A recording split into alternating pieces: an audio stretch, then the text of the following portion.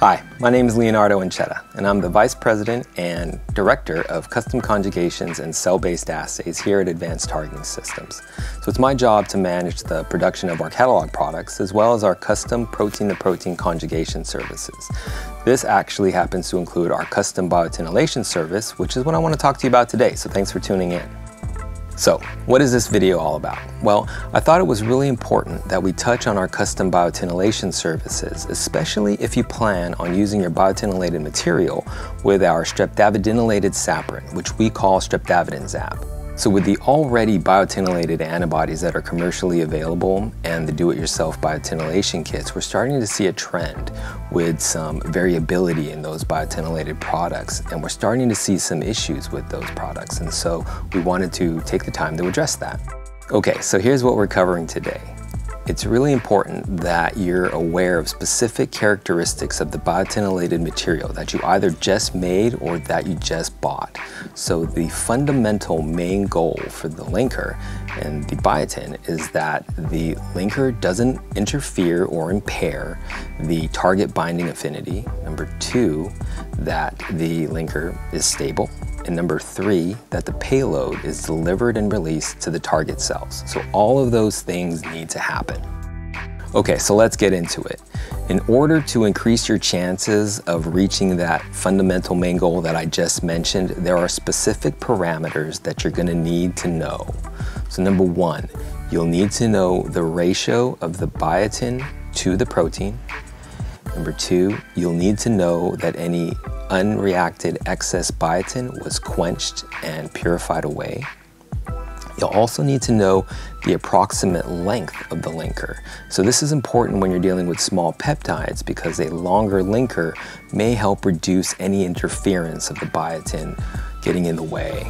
And then number 4, you'll want to make sure that you have some control over where the biotin is attached. And so you may be thinking about a particular side chain of an amino acid, and however, that side chain may be important for downstream binding. So it's really important that you're aware of all those.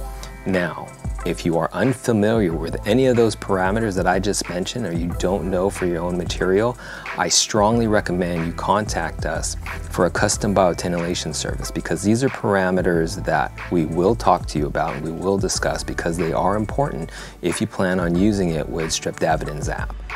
So for those of you planning to do the biotinylation yourself, there are so many options available for you today, and it can be a little confusing. So for example, maybe you're looking for an aqueous solution and you may want to go with a sulfonated version of the reactive biotin. Maybe you're looking for a longer spacer because you're working with a small peptide and you want to reduce any interference, so you may look into the pegylated versions.